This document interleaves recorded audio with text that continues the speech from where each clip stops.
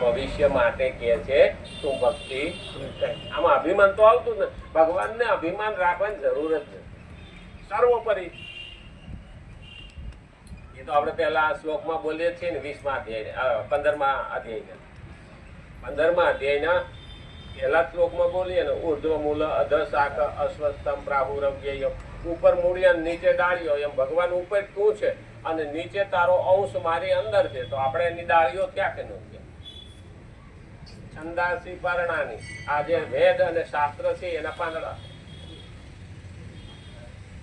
એ આવશે ને એટલે તો બહુ મજા કારણ કે આપણે લગભગ શ્લોક તો મોઢે થઈ ગયા અને પછી મજા આવે ને હા ભાવતું ભોજન હોય અને એમાંથી માં બનાવનારી હોય પછી બાકી હું ભગવદ્ ગીતા માં છે અને આપણે ભક્તિ ભાવતી છે અને પાછું આવડતું હોય એટલે વાંધો આવે નહીં મત સર્વોપરી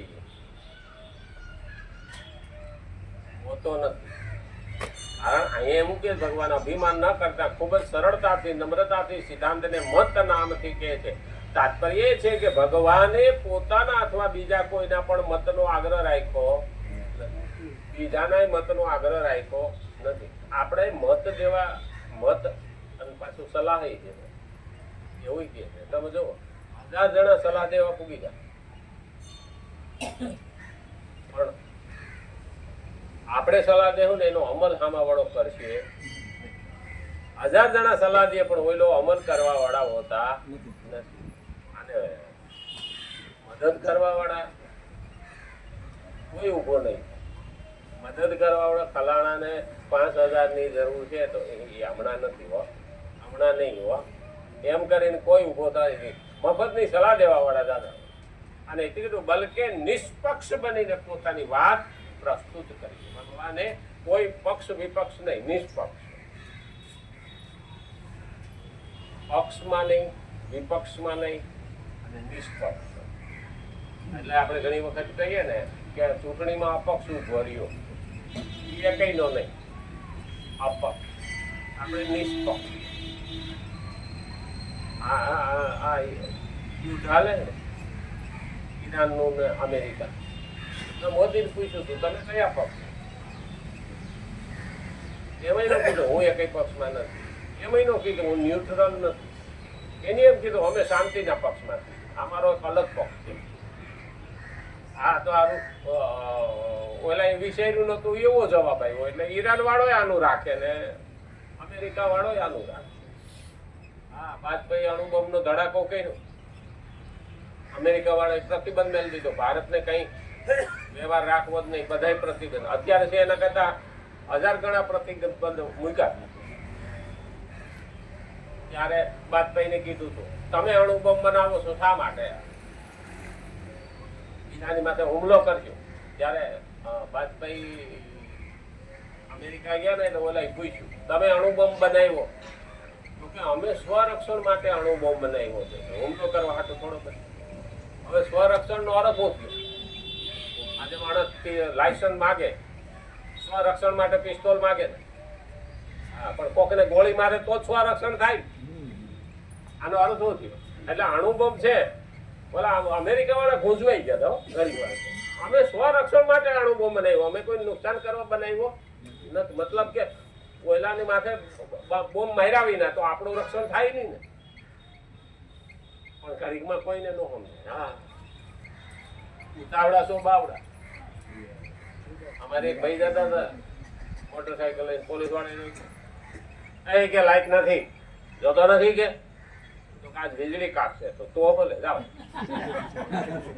પછી પોલીસ વાળાને યાદ આવી કે મારે આને વીજળી કાપને શું લેવા દેવા ઉતાવળા સો બાવડા એટલે જે શબ્દો વાપરે ને કયા સમયે વાપરે એ મહત્વનું મત સર્વોપરી હોતા નથી બલકે વ્યક્તિગત હોય મત સર્વોપરી નથી વ્યક્તિગત દરેક વ્યક્તિ પોતપોતાનું મત પ્રગટ કરી શકે તુંડે તુંડે મતીર ભિન્ન આ દરેકના મગજ જુદા હોય કોઈને આ કહેવા માંગતા હોય કોઈ આ કહેવા માંગતા હોય કોઈ આ કહેવા માંગતા કોઈ પણ ના મતને ઠુકરાવવો નહીં ભગવાન અર્જુનને પણ એટલું કીધા પછી છેલ્લે એવું કે તારી બુદ્ધિમાં ઉતરે તારો મત શું છે તને યોગ્ય લાગે તો યુદ્ધ કર અને આ જ છે.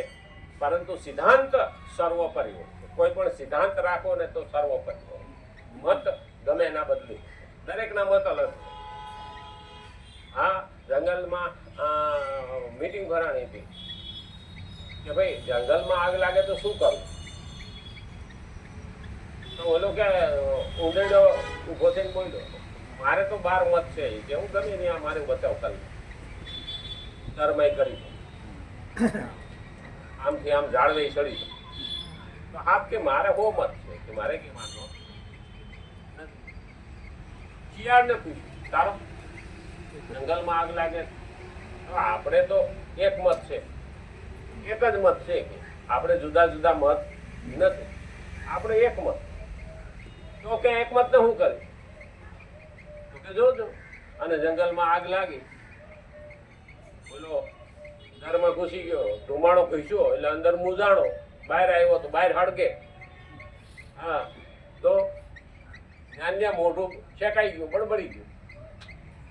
એટલે એમનું શિયાળ નીકળ્યું કે 12 મત પર બળબડે. સો મત વાળો ઉપર લટકતો હતો, હેઠે આગ લાગી શેકાઈ ગયો. હા, કે હો મત હળહળે, 12 મત બળબડે, એક મત આપણી ઉભે કેડે તાપ.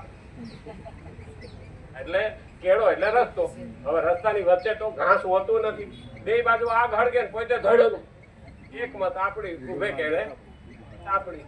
એક મત રાખે તો એ જંગલનો બારો નીકળી ગયો ને જીવી. પણ આ ઓસ્ટ્રેલિયામાં આગ લાગી હતી જંગલમાં, તો ઓલા સર્વે કરવા નીકળ્યા હતા કે કેટલા જનાવર મળ્યા, આ છે તે છે. પણ એક જગ્યાએ પંખીડું આમનામ હળગી અને આમનામ ટોક રહી ગઈ અને રાખ થઈ ગયું હતું. ઉપરનું કાળું થઈ ગયું હતું બધું આગમાં.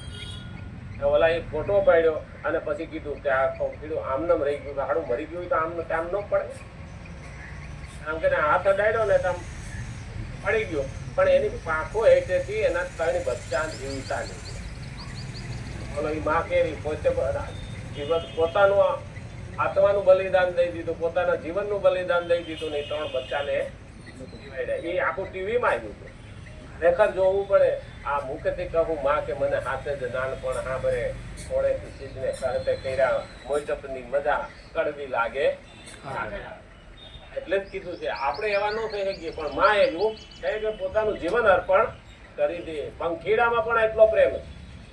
અને એટલે દરેક વ્યક્તિ પોતાનો મત પ્રગટ કરી શકે, પરંતુ સિદ્ધાંત સર્વોપરી હોય છે, જે બધાએ સ્વીકારવો પડે છે. સિદ્ધાંત સર્વોપરી છે. તેથી ગુરુ અને શિષ્યમાં પણ મતભેદ તો થઈ શકે, પરંતુ સિદ્ધાંત ભેદ થઈ શકતો નથી. મતભેદ થઈ શકે, સિદ્ધાંત ભેદ થાય. અને એટલે તો ચેત મસંદર ગોરખાયા. આ છે ગુરુ એની પરીક્ષા લે, સિદ્ધાંત એક મતફેર હોય શકે ગોરખનાથનો. એટલે તો ચેત મસંદર ગોરખાયા. ગોરખની એટલી સ્થિતિ, ગોરખ બહુ રક્ષક હતો ગોરખનાથ. અને ત્યારે મસંદરનાથે એને કીધું હતું, એને ત્યાં મળવા આવ્યા ને સંસારીઓ, એનું છોકરું આ વરદીનું સંડાસ કર્યું. એટલે ગુરુએ કીધું મસંદરનાથે, ગોરખ ત્યાં છોકરાને ધોઈને ફૂંકવીને લેતા. એટલે એ તો ગયો, પાણીમાં જબડ્યો, પથરા ઉપર ફસાડ્યો અને હમાય નીચો આવ્યો, સાફસૂફ કરી અને દોરીએ નાખીને આવ્યો. ઓલા બધા જોતા હતા કે આ 1 નંબરનો મૂર્ખ છે કે આ છોકરું કઈ આમ લુગડા જેમ ધોવાય, વાળી નાખ્યું, તોડી નાખ્યું, હા બધું નીચોવી નાખ્યું. ત્યાં તો અમુક તો ઊંચા નીચા થઈ ગયા. હજી તો મસંદરનાથ પાસે આવે ને ત્યાં ગોરખને કીધું, ગોરખ ક્યાં છો? તો કે હા રસોઈ કરું છું. સારું કે છોકરાને લેતો આવી જા. દોરિયા તો લઈને આમ ખખેર્યું, છોકરું દાંત કાઢવાનું લઈને માન આપી. આ એની પરીક્ષા હતી ગોરખનાથ. અને એ જ ગોરખનાથ ચગાડસાને ત્યાં ચંગાવતી રાણીને બાળક આપે, એને ટીપિયો ખોડ્યો. જ્યાં સુધી એને ત્યાં બાળક ન થાય ત્યાં સુધી ચીપિયો ઉકળે. આ પણ મહત્વનું છે, ધ્યાન રાખવાનું. સાધુના શબ્દો પાછા પડે નહીં. એટલે ચેતમસંદર ગોરખાયા એટલે ગોરખપીઠ જેવું છે. ગિરનારની માથે અંબાજી પછી ગોરખનાથની પીઠ આવે, ટૂંક આવે. એટલે કીધું છે 2 મિનિટ વધારે લઉં હો. આજે ગુરુ શિષ્યમાં પણ મતભેદ હોઈ શકે, પરંતુ સિદ્ધાંત ભેદ થઈ શકતો નથી. ઋષિમુનિ દાર્શનિક પોતપોતાના મતને પણ સિદ્ધાંત નામથી કહે છે, પરંતુ ગીતામાં ભગવાન પોતાના સિદ્ધાંતને પણ મત નામથી કહે છે. ઋષિમુનિ દાર્શનિક આચાર્ય વગેરેના મતોમાં તો મતભેદ હોય છે, પરંતુ ભગવાનના મત અર્થાત સિદ્ધાંતમાં કોઈ મતભેદ હોતો નથી. ભગવાનમાં કોઈ મતભેદ હોતો નથી. અને એટલે આગળ ભગવાન કહે છે યે ત્વેતદ્ય સુયંતો નાનુતિષ્ઠન્તિ મે મતમ સર્વજ્ઞ અવિમુઢ્ઢા સ્થાન વિદ્ધિ નષ્ટાન ચેતસ. આ 32મો શ્લોક આજ આપણે અહીં પારાયણ કરીએ છીએ. પરંતુ જે માણસો દોષ દ્રષ્ટિ કરીને મારા આ મત અનુસાર નથી ચાલતા, તે સર્વજ્ઞાનમાં મોહિત અને અવિવેકી મનુષ્યને નષ્ટ થયેલા જ સમજો, અર્થાત તેમનું પતન થાય છે. હું આ કહું છું એ સિદ્ધાંત પ્રમાણે જો નથી ચાલતા તો એમનું પતન થાય. પણ આજ તો ટાઈમ થઈ ગયો નહીં, 2 મિનિટ ઉપર થઈ ગયા. આવતીકાલે અને આવતીકાલે રજા છે. હા, મતદાન છે ને. હા, મત નાખવા જાજો હો. આપણે અહીં રજા રાખીએ. શું કરવા? આપણે સનાતની કોઈને લાવવા હાટું થઈ, એટલે મતદાન કરવા જવું.